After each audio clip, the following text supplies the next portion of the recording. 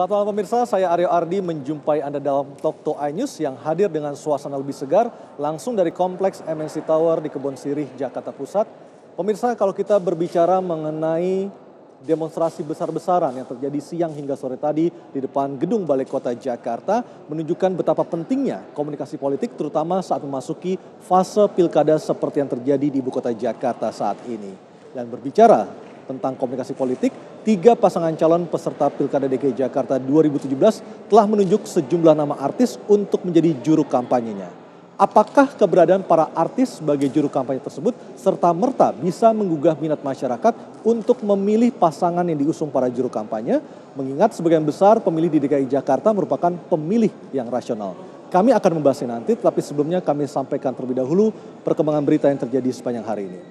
Presiden Joko Widodo akhirnya menunjuk Ignatius Jonan, mantan Menteri Perhubungan, sebagai Menteri Energi Sumber Daya Mineral yang baru. Sedangkan Archandra Tahar kini menempati posisi baru sebagai Wakil Menteri ESDM.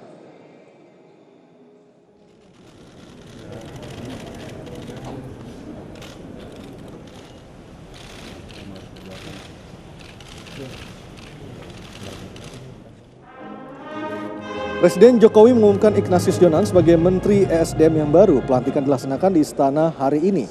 Sementara mantan Menteri ESDM Archandra Tahar yang hanya menjabat selama 20 hari didaulat sebagai Wakil Menteri ESDM mendampingi Ignatius Jonan. Acara pelantikan berlangsung lancar dihadiri seluruh jajaran Kabinet Kerja kecuali Wakil Presiden Yusuf Kala yang sedang ada acara di Sulawesi Selatan. Pelantikan dilakukan segera untuk mengisi kekosongan di Kementerian SDM dan menurut Presiden Joko Widodo, Ignatius dan Archandra adalah 2 figur yang profesional dan keduanya dinilai dapat melakukan reformasi di bidang energi sumber daya mineral. Setelah sekian lama kosong, siang hari ini setelah saya lantik Pak Ignatius Jonan, saya kira semuanya sudah kenal, sebagai Menteri SDM, dan Pak Archandra Tahar sebagai Wakil Menteri SDM. Saya kira nggak usah saya kenalkan juga, sudah sangat terkenal. Saya yakin keduanya adalah figur-figur profesional yang tepat, yang berani, yang punya kompetensi untuk melakukan reformasi besar-besaran di ESDM. Ini isu manajemen, ya. Jangan ditarik ke isu-isu personal atau isu-isu politik. Ini isu manajemen. Pemirsa, polisi telah menyelesaikan berkas berita acara pemeriksaan terhadap 6 orang tersangka dalam kasus pembunuhan santri Dimas Kanjeng Taat Pribadi.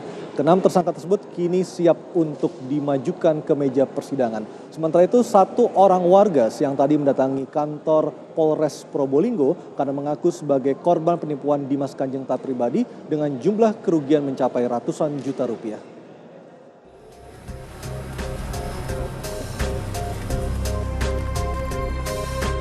Berkas perkara 6 tersangka pelaku pembunuhan 2 santri Padepokan Dimas Kanjeng atas nama Abdul Ghani dan Ismail Hidayah sudah P21. Kejaksaan Tinggi Surabaya melimpahkan berkas perkara yang sudah lengkap tersebut ke Kejaksaan Negeri Kabupaten Probolinggo. Perkara dengan korban Ismail maupun Abdul Ghani sudah dinyatakan P21 dan lengkap dan sekarang sudah diserahkan kepada Kejaksaan Negeri Keraksaan Kabupaten Probolinggo maupun dari Kejaksaan Tinggi Jawa Timur. Dan sekarang ini sudah ke-6 tersangka sudah dititipkan di Karutan Keraksaan. Selanjutnya minggu depan rencana akan kita limpahkan ke pengadilan. Rencananya sidang kasus pembunuhan 2 pengikut Dimas Kanjeng akan digelar dalam 2 pekan depan. Sidang yang akan digelar di Pengadilan Negeri Probolinggo ini hanya diikuti 5 tersangka saja, karena seorang tersangka sudah meninggal.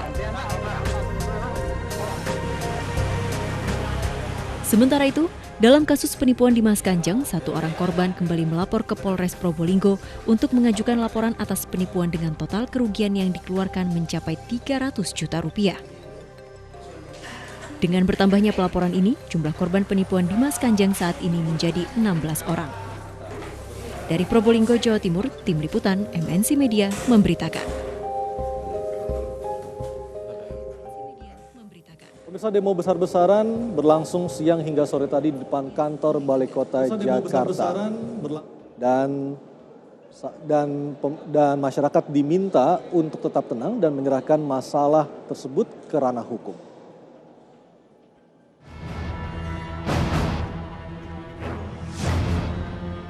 Ribuan massa dari berbagai ormas Islam melakukan aksi demo di depan kantor Balai Kota hari ini.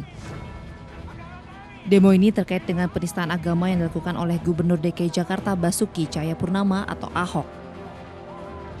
Sebelumnya, tim advokat Syariah Indonesia yang juga mendampingi ormas-ormas Islam yang ada di Jakarta dan sekitarnya juga telah melakukan pertemuan dengan Bareskrim terkait dengan penistaan agama yang dilakukan oleh Gubernur DKI Jakarta Basuki Cahayapurnama. Dalam pertemuan tersebut, Bareskrim telah bersepakat untuk menindaklanjuti laporan khusus penistaan agama yang dilakukan oleh Ahok minimal dalam waktu 1 bulan ke depan. Selain itu, Kapolda dan Pangdam juga akan mengawal secara tuntas kasus penistaan agama ini. Demo hari ini berjalan kondusif, massa yang berkumpul sejak pagi tadi sudah membubarkan diri sore tadi. Dari Jakarta, Irfan Tanjung, Ripurwanto, MNC Media memberitakan.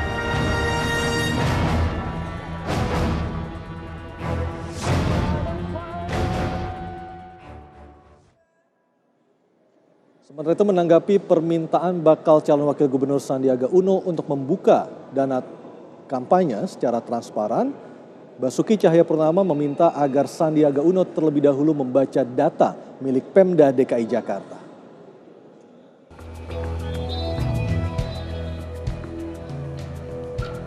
Bakal calon gubernur petahana Basuki Cahayapurnama menanggapi permintaan Sandiaga Uno yang meminta Ahok membuka dana sosialisasi pilkada. Ahok merasa karena ia petahana, bakal calon gubernur lain bisa membuka transparansi data yang ada di portal pemerintah DKI Jakarta.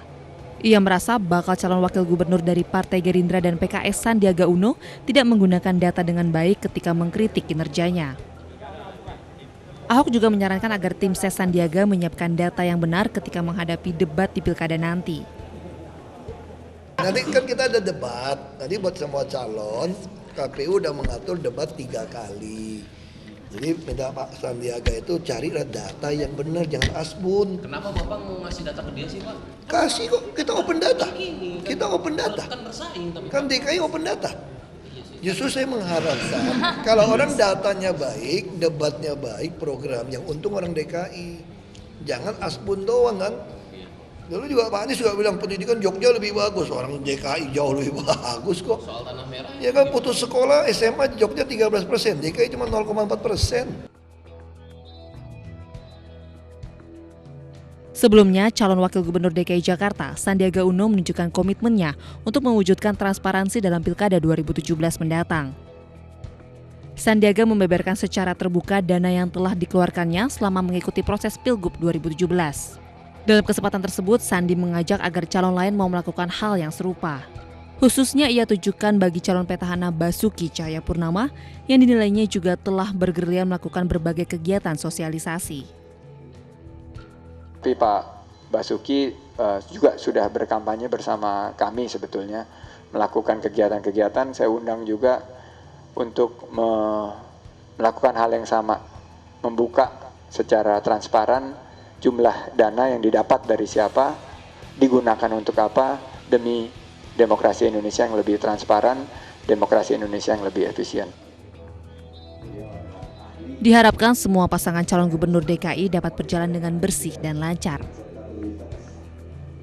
Tim Liputan MNC Media memberitakan.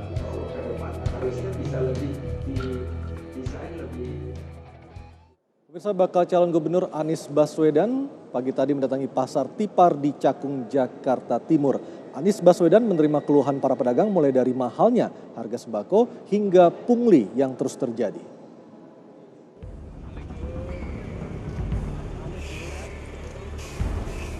Bakal calon gubernur DKI Jakarta, Anies Baswedan mengunjungi pasar Tipar Cakung, Jakarta Timur didampingi oleh Ketua Komite Pedagang Pasar Abdul Roshid Arsyad. Anies menyempatkan diri berdialog dengan sejumlah pedagang.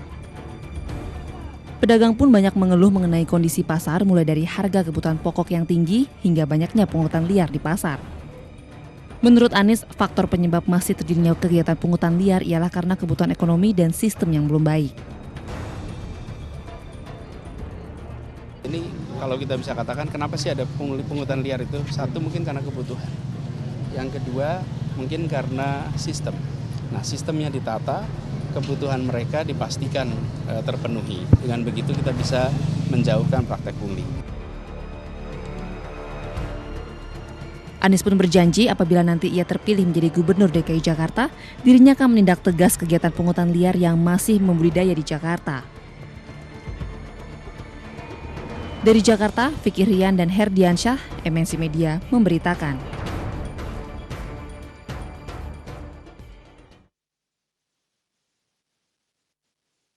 Kota Jakarta, Sophia Latjuba tercatat sebagai salah satu juru kampanye bagi pasangan Basuki Cahayapurnama dan Jarod Saifullah.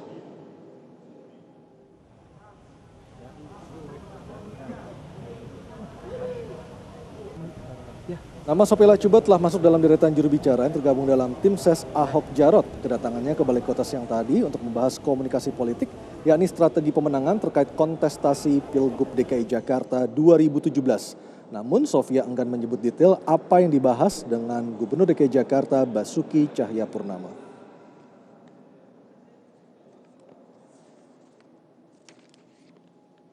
Karena ya sebagai jubir saya harus lebih kenal lagi dengan Ahok, apa program kerjanya, dan juga secara pribadi seperti apa orangnya.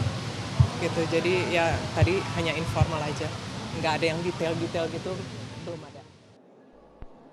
Pemirsa, apa tanggapan dari Basuki Cahayapurnama terkait dengan demo besar-besaran yang terjadi siang tadi di depan kantor Balai Kota Jakarta? Tok To A News akan segera kembali.